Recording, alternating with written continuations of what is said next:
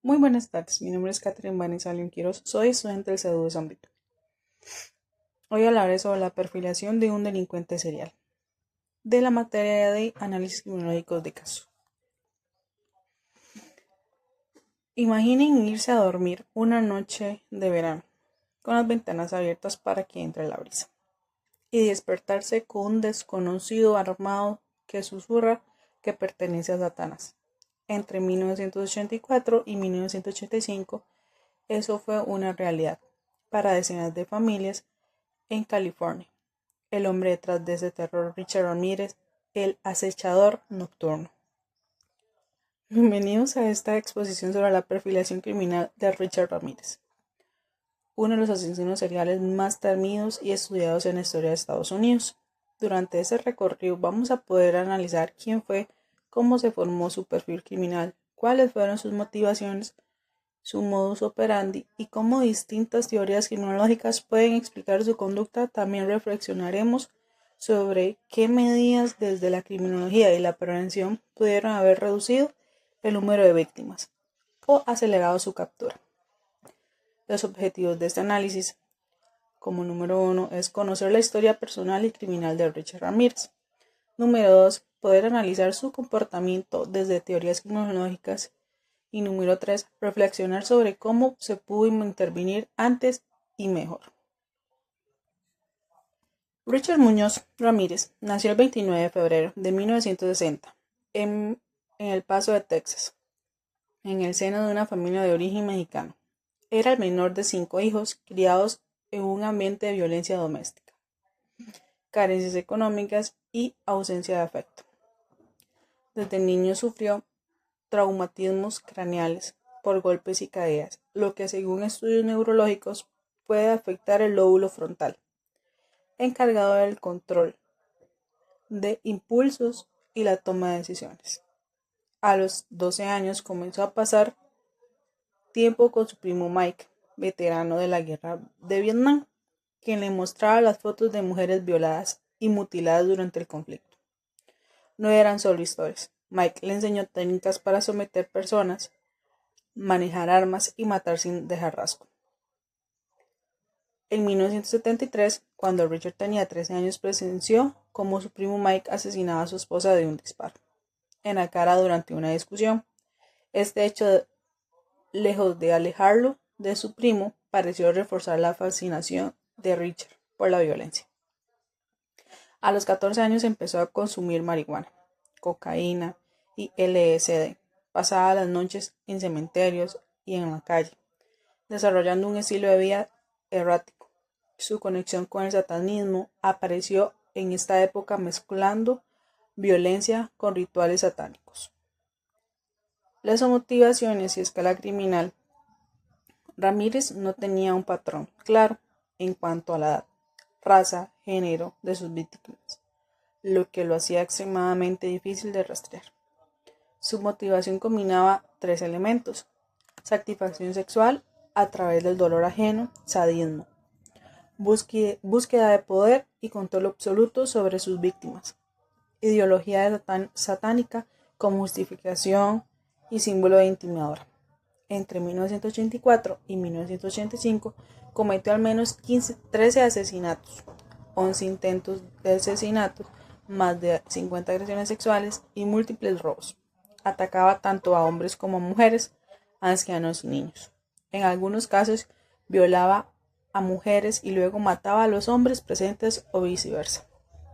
Dejaba símbolos satánicos en las escenas y obligaba a las víctimas a jurar lealtad a Satanás, lo que aumentaba el terror psicológico. Ramírez creció en un entorno de desventaja social, pobreza, violencia doméstica, consumo temprano de drogas y falta de educación formal.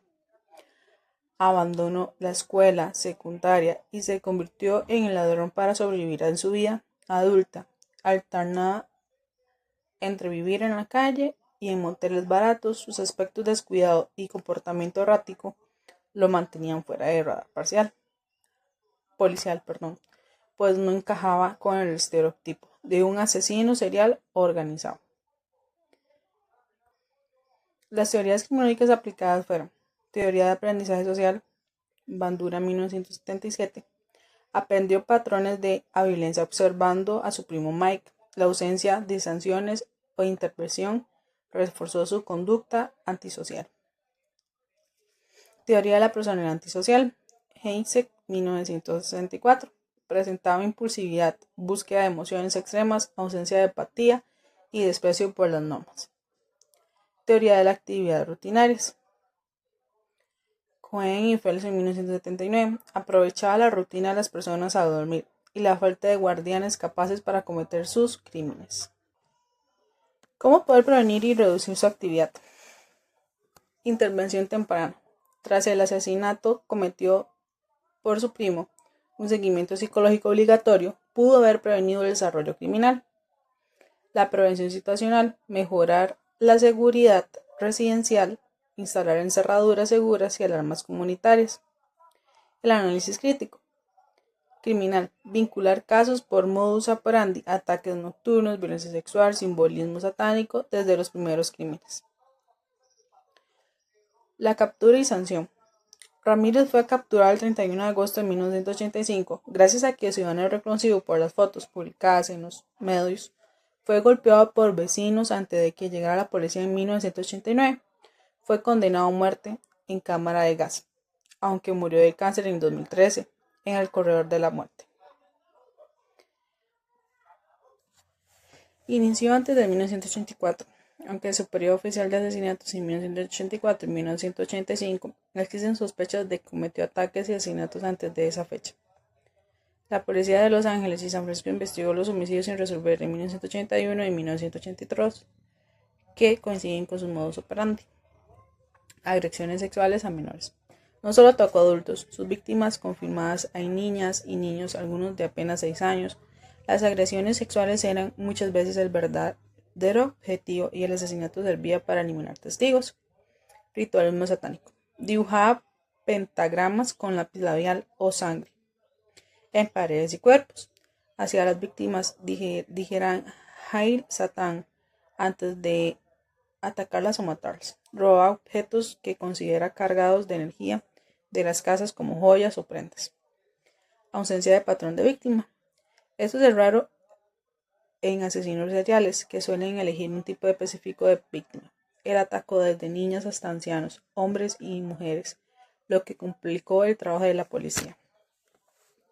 Los homicidios brutales no se limitaban a disparar. En algunos casos, golpeó hasta destrozar el cráneo. Usó cuchillos de cocina, martillos o incluso planchas eléctricas.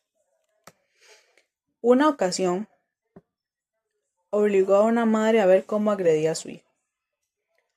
Robo como medio de vida. Saqueaba casas tras los ataques, joyas, efectivo, aparatos eléctricos.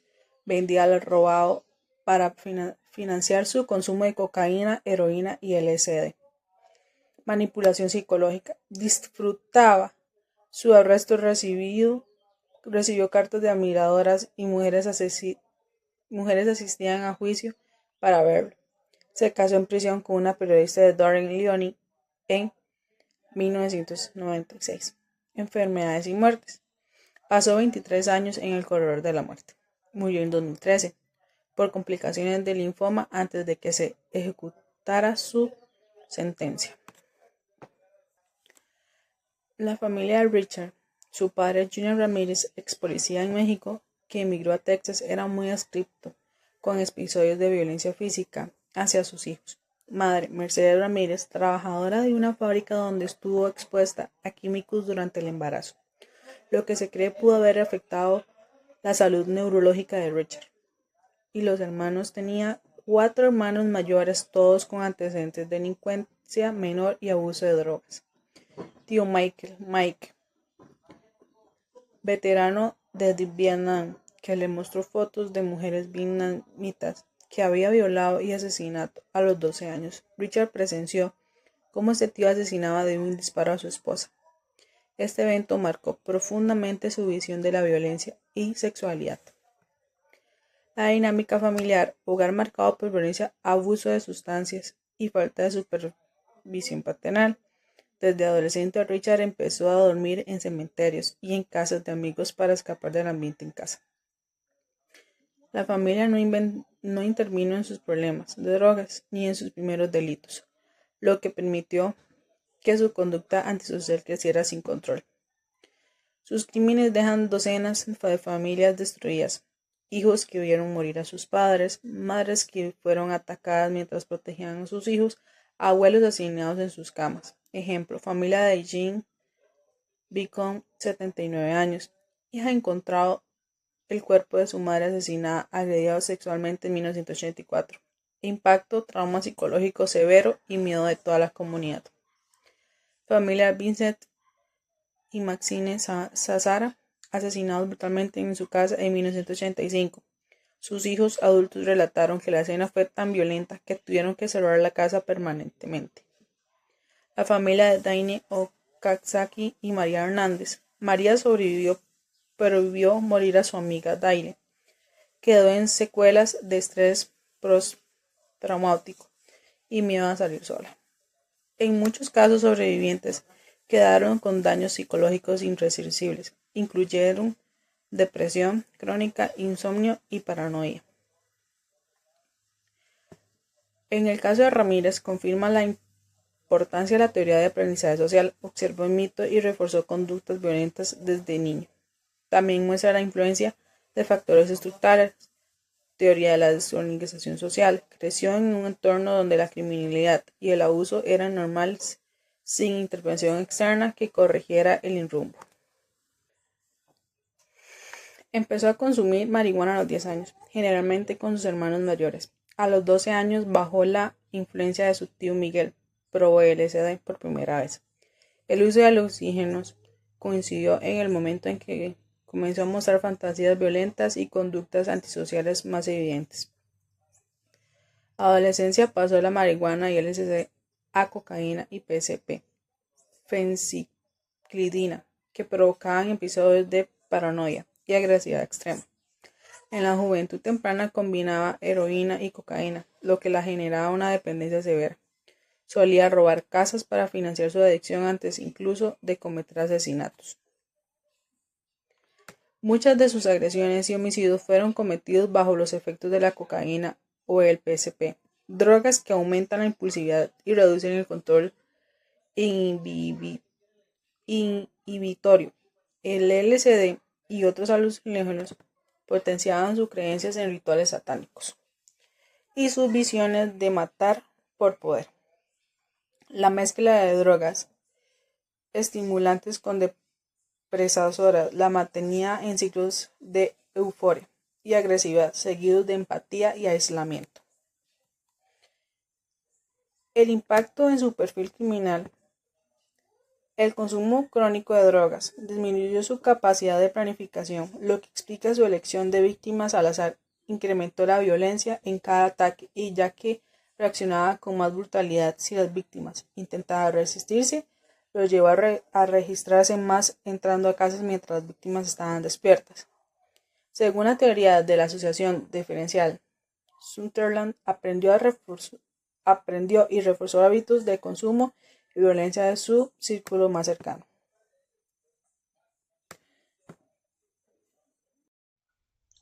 La teoría biosexual sugiere que el abuso prolongado de drogas ha agravado cualquier predisposición genética o neurológica a la agresión.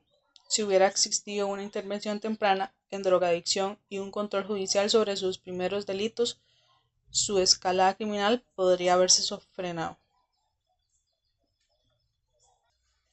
En su juicio, Richard Ramírez fue arrestado el 31 de agosto de 1985, gracias a que ciudadanos reconocieron y lo golpearon antes de entregarlo a la policía. Su juicio comenzó en 1988, fue uno de los más mediáticos de la época. El 20 de septiembre de 1989 fue condenado por 13 asesinatos, 5 intentos de asesinato y 11 agresiones sexuales y 14 robos. Sentencia a pena de muerte en la Cámara de Gases de California. Mostró una actitud desafiante, sonriendo y haciendo gestos satánicos. Dibujó pentagramas en sus manos y a veces gritaba Hail Satan en la sala. Pasó 23 años en el corredor de la muerte. Tenía una celda de 2 por 3 metros y estaba aislado 23 horas al día.